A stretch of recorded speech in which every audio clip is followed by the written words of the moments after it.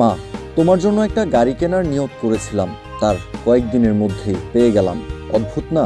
সামাজিক যোগাযোগ মাধ্যমে নিজের মায়ের প্রতি ভালোবাসার উদাহরণ সৃষ্টি করলেন বাংলাদেশি ব্যাটার তাওহিদ হৃদয়। সদ্য শেষ হওয়া অস্ট্রেলিয়া সিরিজের মোস্ট ভ্যালুয়েবল প্লেয়ার নির্বাচিত হয়েছেন হৃদয়। ব্যাট হাতে দুর্দান্ত পারফর্ম করে উপহার স্বরূপ জিতে নিয়েছেন একটা লাল রঙের ব্র্যান্ড নিউ গাড়ি। গাড়ি জেতার পর হৃদয়ের উচ্ছ্বাস কে দেখে। হাসি মুখে গাড়ির সাথে দাঁড়িয়ে পোজ দিয়েছেন, ছবি তুলেছেন। এরপর সেখান থেকে একটা ছবি সামাজিক যোগাযোগ মাধ্যমে পোস্ট করেছেন আর জানিয়েছেন নিজের মায়ের জন্য একটা গাড়ি কিনতে চেয়েছিলেন, আর কদিনের মধ্যে একটা গাড়ি তিনি উপহার পেয়ে গেলেন।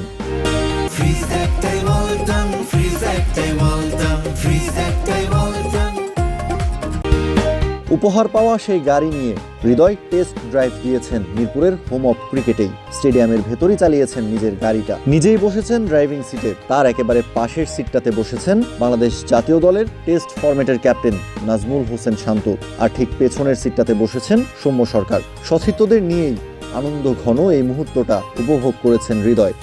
হৃদয় যখন গাড়িটা চালানোর জন্য ড্রাইভিং সিটে বসবেন, ঠিক তার আগে তামিম ইকবালের সাথে দেখা হয় তার। তামিমকে হৃদয় অনুরোধ করেন গাড়িতে ওঠার জন্য।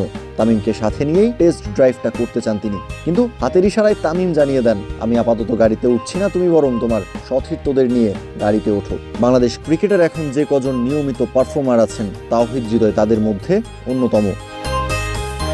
ব্যাট হাতে ফরম্যাট যেটাই হোক না কেন, হৃদয় জ্বলে ওঠেন আপন শক্তিতে।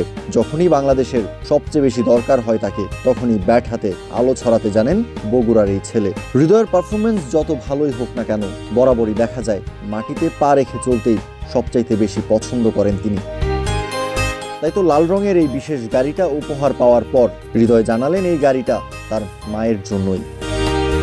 কাউসার শান্ত, ক্রিক ফ্রেঞ্জি।